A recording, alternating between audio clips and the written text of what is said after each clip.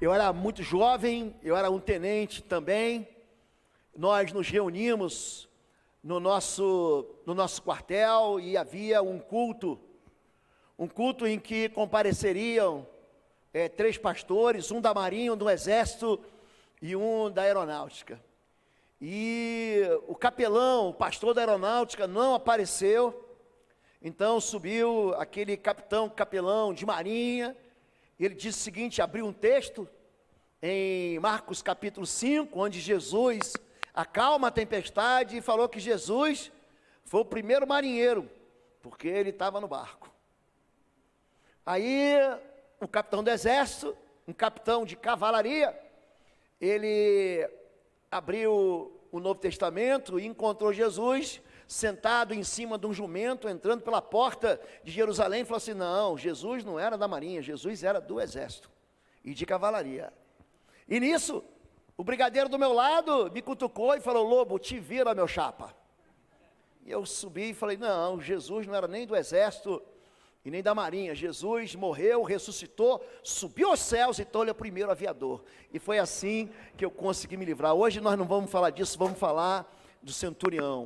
Mateus capítulo 8, verso 8, conta a história de um homem da farda, mas um homem de fé, o centurião romano, que se encontra com Jesus, ao norte da Galileia, na cidade de Cafarnaum. Mateus capítulo 8, a partir do verso 8, diz assim, respondeu o centurião, Senhor, não mereço receber-te debaixo do meu teto, mas dize apenas uma palavra e o meu servo será curado.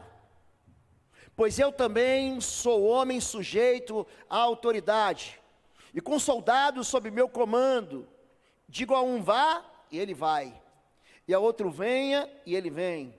Diga a meu servo, faça isto, e ele faz. Ao ouvir isso, Jesus admirou-se, e disse aos que o seguiam, digo a vocês a verdade, não encontrei em Israel ninguém com tamanha fé. Eu digo que muitos virão do Oriente e do Ocidente e se sentarão à mesa com Abraão, Isaque e Jacó no reino dos céus. Mas os súditos do reino serão lançados para fora nas trevas, onde haverá choro e ranger de dentes. E encerra assim o texto. Então Jesus disse ao centurião, vá, como você creu, assim acontecerá. Na mesma hora seu servo foi curado.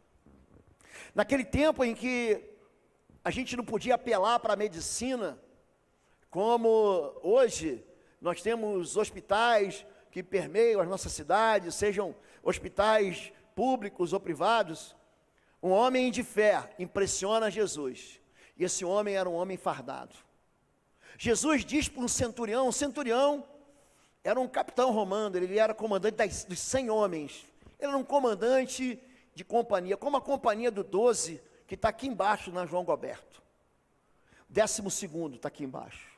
Esses 100 homens eram comandados por um centurião, que ficavam debaixo de um governo, de um tribuno, que seria aí o comandante do batalhão, que era encaixado dentro de uma legião romana.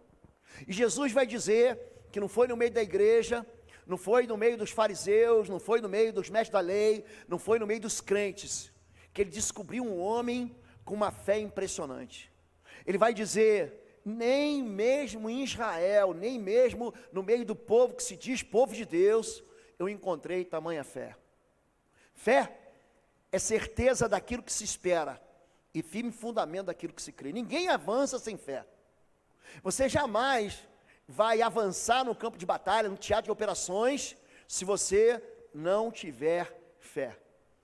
Sem fé é impossível agradar a Deus. E Deus, aqui na pessoa de Jesus, vai pensar.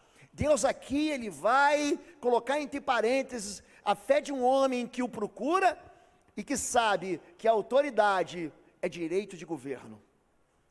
Quando ele procura Jesus, nos versículos anteriores de Mateus capítulo 8, ele vai dizer, Senhor, meu servo, ele está doente. Havia um empregado que devia ser muito bom, a ponto dele recorrer a Jesus, e Jesus disse, eu vou na tua casa. Ele falou, não precisa, eu não sou nem digno que você entre na minha casa. Diga uma palavra e o meu servo será curado. Por quê? Porque eu sou um homem sob autoridade, eu tenho soldados embaixo da minha autoridade. Eu digo vai, é uma palavra, ele vai.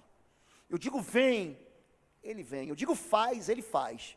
Digo uma palavra, meu servo será cuidado. Ele está dizendo que do mesmo jeito em que a autoridade, o sargento, o cabo, ele libera uma voz de comando sobre o soldado, e o soldado cumpre.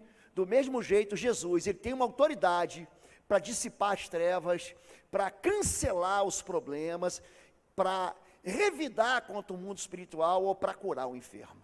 Essa palavra chama-se autoridade. Autoridade, gente, é um princípio do reino. Muita gente fala assim, quem foi que inventou o trabalho? Eu quero dizer para você quem foi que inventou o trabalho. Quem inventou o trabalho foi Deus. Em Gênesis, capítulo número 2, no verso de número 15, vai dizer que Deus, quando cria o homem, ele cria o homem e o coloca num jardim, para lavrar o jardim e para proteger e para guardar. O Senhor Deus colocou o homem no jardim do Éden para cuidar dele e cultivá-lo. A primeira ordem que Deus dá ao ser humano criado: proteja aquilo que eu estou dando para vocês. É uma responsabilidade. Então pode dizer que a primeira função, me juntando então, aquele capelão da marinha, do exército e da aeronáutica, pode dizer que a primeira função do ser humano foi ser da polícia militar do Éden. A gente encontra muitos soldados valentes na Bíblia. A gente encontra uma corte romana com seus oficiais convertidos. Paulo fica preso tanto tempo. E no final, ele escreve uma carta aos cidadãos de Éfeso, ele no cativeiro, mandando saudar todos aqueles oficiais da corte de Roma, que os mantinham preso, que tinha como dever mantê-lo preso, até que fosse julgado pelo César, até que fosse julgado pelo imperador. Mas ali mesmo ele fez pessoas que nutriam a fé no Senhor Jesus. Autoridade é um princípio, muita gente confunde autoridade com poder. Quando nós falamos sobre autoridade, a gente fica, aquele homem é poderoso, aquela mulher é poderosa, mas a autoridade e poder, eles são opostos. Poder é força, é o que vocês têm. Vocês recebem o poder de polícia. O poder tem a ver com a força para obrigar a fazer. A autoridade não tem nada a ver com força. A autoridade é direito de governo. Num país, a gente sempre pensa que um lugar onde tem rei é uma monarquia absolutista. Isso não é verdade. Por um breve período de tempo, as monarquias absolutistas, especialmente as monarquias europeias, eles tinham poder que eles consideravam divino para mandar, desmandar, para deixar viver e para fazer morrer. Pôncio Pilatos, eles tinham autoridade e poder assim. Ele conversa com Jesus em João capítulo 19 e ele vai dizer o seguinte: eu tenho poder para te crucificar e eu tenho autoridade para te libertar. E Jesus vai dizer: nenhuma autoridade terias se não fosse dado pelo meu Pai que está nos céus. Olhe para mim. A autoridade, ela é dada, ela é constituída. Autoridade é algo que você recebe. Quando Jesus, ele ressuscita dos mortos, ele fica sendo encontrado pelos seus discípulos em Jerusalém. Antes de subir ao céu, ele vai dizer o seguinte para os discípulos, é a última palavra dele: foi-me dada toda a autoridade no céu e na terra. Foi dado para Jesus um governo que nós achamos que foi com ele para o céu. Mas o próprio Jesus, ele vai dizer para a sua igreja, em Lucas capítulo 10, eis que vos dou autoridade para pisar de serpentes, escorpiões e todo o poder do mal, e nenhum dano vos fará. Autoridade é um direito de você dizer. Você pode ter aqui o homem, a mulher mais frágil fisicamente dentro do batalhão, mas se ela recebe uma graduação, mas se ela recebe uma patente de um posto, debaixo dela, você pode ter um soldado, o cabo, o sargento mais bruto, mais forte, ele vai se submeter à autoridade daquela tenente desse tamanho. Eu digo aqui para a minha igreja, aqui nós estamos dentro de um lugar que está cheio de doutor. Só que você que é doutor, você que estudou, tem um menino lá, tem um rapaz, tem um homem que está debaixo de uma lei constituída, e você está vindo na estrada, e ele manda você parar. Você pode estar com uma Scania, você pode estar com um caminhão aí, você pode estar com um trucado, você pode estar com uma, no Rio de Janeiro, nós chamamos de jamanta, aquele caminhão pesado. Se aquela autoridade mandar parar, você para. Autoridade, gente, não é força. Autoridade é direito de governo. A rainha da Inglaterra tem poder, mas não tem nenhuma autoridade. Quem manda é o primeiro-ministro. Ela está ali, acena, faz cumprimento para todo mundo, assina diploma, distribui medalha, mas quem manda é o primeiro-ministro. Ela tem poder, o primeiro-ministro tem autoridade. Aqui, numa democracia, o poder está na mão do povo. E nós é que damos autoridade através do voto, para que aquela pessoa, aquela figura, exerça autoridade, tomando posse do poder legislativo ou do poder executivo. O judiciário é outra conversa no nosso país. Mas, numa democracia, é o povo que determina. Numa democracia, o poder é do povo, pelo povo, para o povo, mas é dada de volta, por exemplo, a polícia militar para nos defender. O poder e a autoridade são distintos, mas às vezes eles vivem numa mesma pessoa. Em Mateus capítulo 1, verso 28, Marcos capítulo 1, 28, e também em Marcos capítulo 11, 28, os fariseus, os mestres da lei, os religiosos daquela época, ficavam impressionados, porque Jesus ele fazia milagres. Está assim, Marcos 11, 28, com que autoridades estás fazendo essas coisas? Quem te deu autoridade para fazer? Vocês estão entendendo que a autoridade é dada?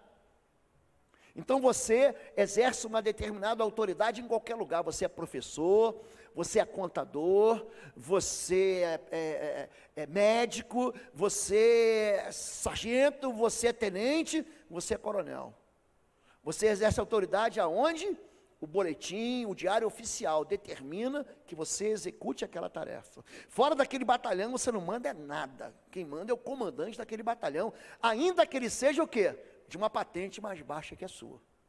O que está acontecendo aqui é que as pessoas ficam impressionadas, porque Jesus, ele move, ele tem o poder para mover algo que jamais ninguém pode mover.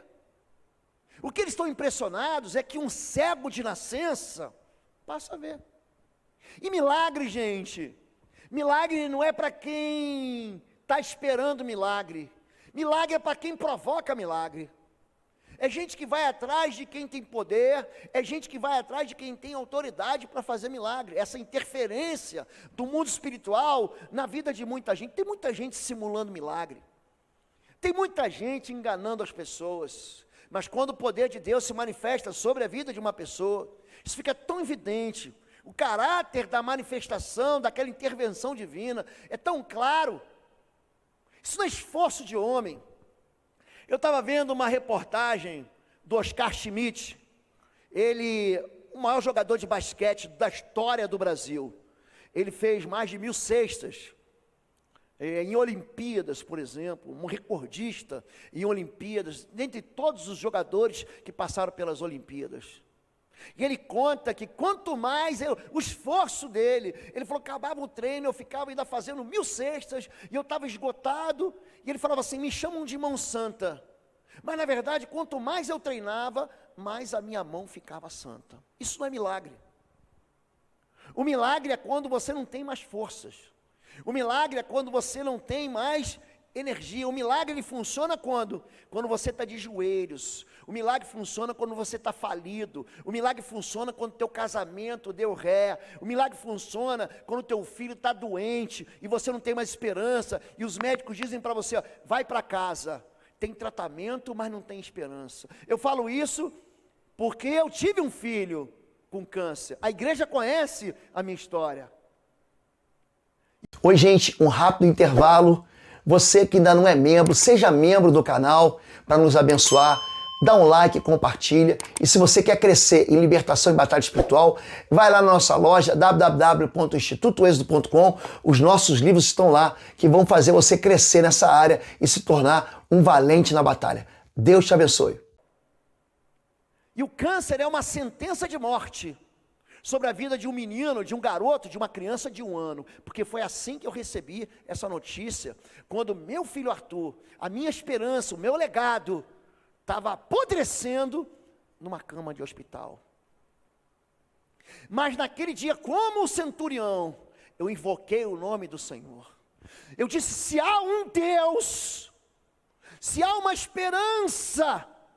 Eu me lembro de ter colocado as mãos sobre a barriga do meu filho, e ter clamado e dito, Deus, onde o Senhor estava, Senhor? Quando esse veneno entrou no corpo do meu filho. Naquele dia eu clamei ao Senhor, e a partir daquele momento, houve uma operação de milagre, que a medicina não explica. O nome disso é presença de Deus. Quando você, querido, crê, o soldado, ele não vai para o combate desarmado. A fé, ela funciona como uma arma poderosa na nossa mão. Um soldado, ele não avança. O apóstolo Paulo escreve aos Efésios no capítulo 6, a partir do verso 12, ele vai dizer, tomai toda a armadura de Deus, para que possais estar prontos contra as astutas ciladas do diabo. Ele vai dizer, tomai toda a armadura de Deus, porque a nossa luta não é contra pessoas, mas é contra principados, potestades, poderes das trevas desse mundo tenebroso, hostes espirituais da maldade nos lugares celestiais. Por isso, tomai toda a armadura de Deus, o capacete da salvação, as botas da prontidão do evangelho da paz, o cinturão da verdade, o peitoral da justiça, o escudo da fé e a espada do Espírito. O apóstolo Paulo estava muito familiarizado com o exército local, com a polícia local, com os centuriões locais, com aqueles homens da guarda pretoriana que guardavam o Gábata, aonde Herodes e Pôncio Pilatos foram julgar Jesus. E ele está dizendo para a gente que existe um combate. E existe combate que a gente consegue se defender. Existe combate que a gente consegue vencer, porque depende só do poder e da força. Mas quando isso acaba, queridos, só o Senhor, só Deus. O apóstolo Paulo, ele encerra a vida dele, na última carta dele, segunda carta de Paulo a Timóteo, no capítulo 6, a partir do verso 4, ele vai dizer o seguinte, combati o bom combate, terminei a carreira e guardei a fé. A fé está sempre presente na vida de um homem que anunciou destemidamente para todos que você pode viver a sua vida de fé, sendo o que você é, trabalhando aonde você trabalha, mas contando com a presença de Deus. O Salmo 121 diz que Deus é sombra à tua direita. O Salmo 91, que nos coloca como uma pequena ave, ele vai dizer, aquele que habita no esconderijo do Altíssimo, há um lugar escondido.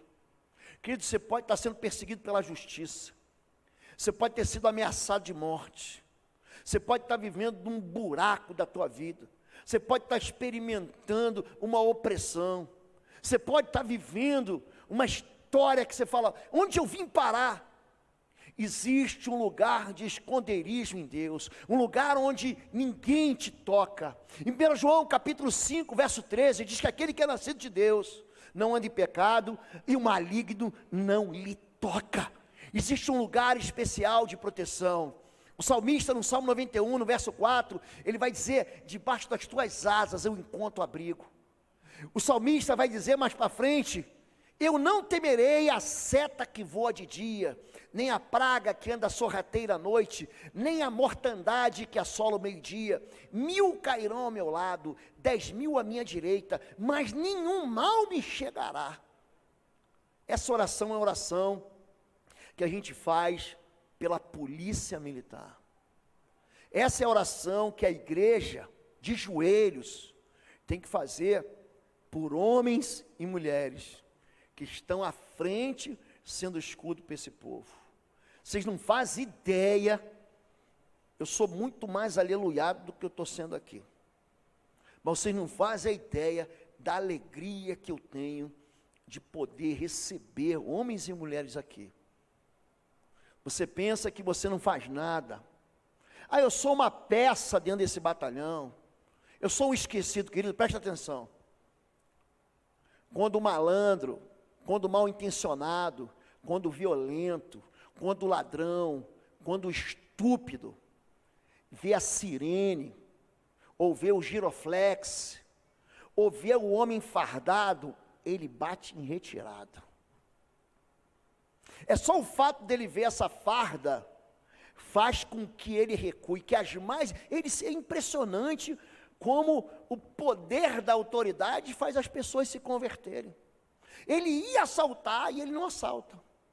Então só a presença de vocês no ambiente, no local, dá para quem é de bem tranquilidade, segurança e liberdade. E para quem intenciona o mal, ele fica privado dos seus desejos malignos. Existe uma constituição de Deus sobre a vida de vocês. Existe uma proteção de Deus sobre a vida de vocês. Nós hoje queremos agradecer a Deus pela identidade que vocês têm. Quando a gente fala sobre autoridade, existem muitas metáforas que são usadas. Por exemplo, a metáfora da chave, eu acho muito interessante isso. Jesus, ele ressuscita dos mortos. Em Apocalipse, ele aparece para o apóstolo João. É um livro muito interessante. Em Apocalipse 1:18, Jesus vai dizer: eu sou aquele que teve morto, mas eu revivi, e eu tenho as chaves da morte e do inferno. Sabe o que Jesus está dizendo, querido? Que agora quem manda é Ele. Eu tenho as chaves da morte do Hades, a morte do inferno. Ele está dizendo que ele tem autoridade sobre a morte e sobre o inferno. É por isso que os demônios batiam em retirada. É por isso que ele vai dizer: eu sou a ressurreição e a vida, e aquele que crê em mim, ainda que esteja morto, viverá. Esse Deus, ele dá esta chave de autoridade para quem crê. Ele vai dizer: eis que vos dou a chave do reino dos céus. O que ligares na terra, o que você acorrentar na terra, vai ser acorrentado no céu. O que você desligar na terra, vai ser desligado no céu. E as portas do inferno não prevalecerão. Existe bênção de Deus sobre a figura da autoridade. Nós somos autoridade sobre nossos filhos. O papel do pai é educar, é colocar limites, é dar direção e é dar identidade aos seus filhos. Filho sem pai, sem a figura do sacerdote masculino, sem a figura do homem, ele não tem direção. Ele não tem paz. Ele não sabe aonde vai. Ele não tem limite. Filho sem mãe é filho que fica perambulando pela vida, os papéis trocados, essa quebra, esse colapso entre a identidade de um e do outro, está causando, ou pode causar na vida de uma pessoa, um desgoverno. E quando está algo errado, o que a gente faz? Ou você vai ligar para o teu pastor, se estiver perto, ou então você vai ligar, é 190. É isso que você faz. Porque quando as rédeas da vida fogem da mão da gente, quando escapa a direção, você pede socorro para quem pode te socorrer. Autoridade, eu vou encerrar citando Romanos capítulo 13, verso 1. Romanos capítulo 13, verso 1 vai dizer que toda autoridade, ela vem de Deus.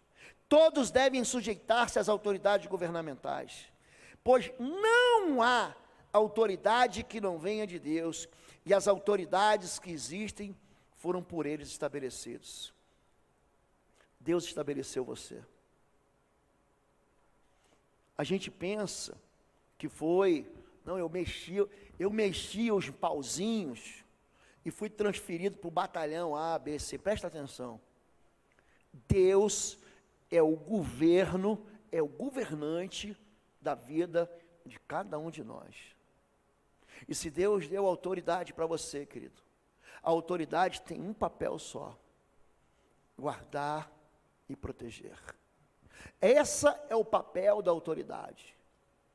Toda autoridade veio de Deus. Jesus, no seu último discurso, dentro do templo, em Mateus capítulo 23, ele vai dizer: Jerusalém, Jerusalém, ele chora, que mata os profetas, você apedreja os que te são enviados. Quantas vezes eu quis te aninhar, te ajuntar, como a galinha protege os pintinhos, e você não quis. Então a tua casa vai ficar deserta, até que digas: bendito o que vem em nome do Senhor. O papel da proteção da autoridade é um papel protetor, é um papel de segurança. E hoje é dia da gente celebrar isso. É um dia para a gente louvar a Deus. Você que está em casa, de todos os estados do Brasil, vocês estão vendo a honra que os nossos soldados, os nossos homens e mulheres fardados devem receber. São homens e mulheres que estão à frente de problemas que você não quer estar. Então, o papel da igreja hoje, um dos papéis da igreja hoje, é dar honra a quem dá honra e abençoar aqueles que celebram a autoridade que Deus deu para ele. Parabéns ao batalhão de polícia de trânsito do Paraná. Parabéns, coronel.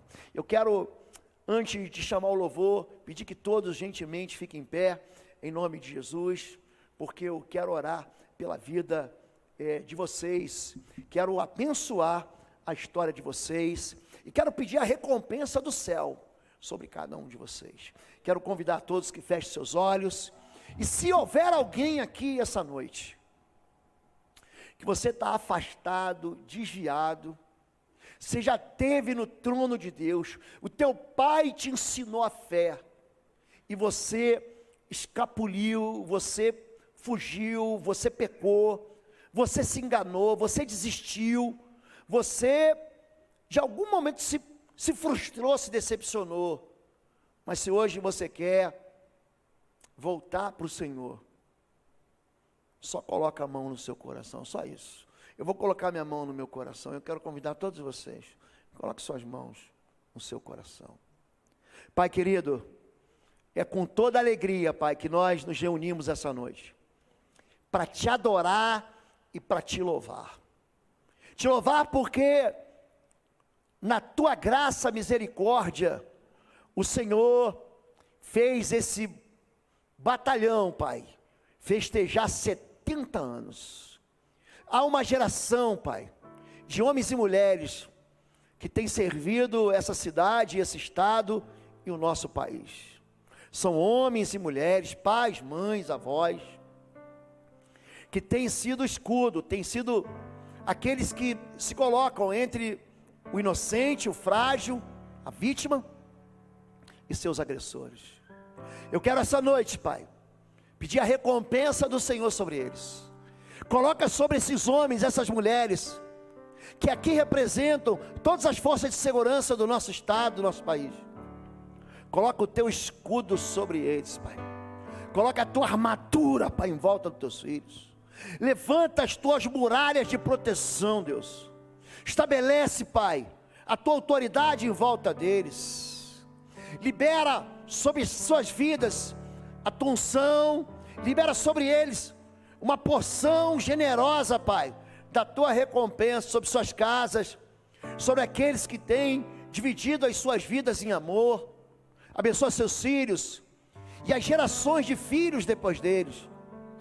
Pai, se alguém pecou contra o Senhor, eu libero uma palavra de perdão essa noite. Eu quero pedir, Pai, que a tua igreja, olhando para esses homens e mulheres, Pai, possam glorificar o teu nome, porque eles têm sido instrumento do Senhor para a nossa proteção. Eu abençoo para que daqui a mais 10, 30, 100 anos, Pai, esse batalhão continue sendo uma referência, Pai, para homens e mulheres de bem, homens e mulheres de paz, uma referência da segurança em nome de Jesus. Nós assim os abençoamos, Pai. E aqueles que, com a mão no coração, no seu íntimo, o Senhor conhece o esconderijo da alma de todos os homens, de todas as mulheres, Pai. Estão dizendo agora: Deus, me salva, me socorre. Eu preciso de um milagre. Assim como o Senhor fez um milagre na minha vida, na vida do meu filho, Pai. Assim como eu posso engrandecer o Teu nome, faz um milagre na vida dos Seus filhos, para que eles possam dizer: há um Deus no meio de nós, que é todo poderoso. E é em nome de Jesus, o Teu Filho, que nós oramos. Amém e amém. Amém, queridos? Vamos continuar em pé? Vamos louvar a Deus?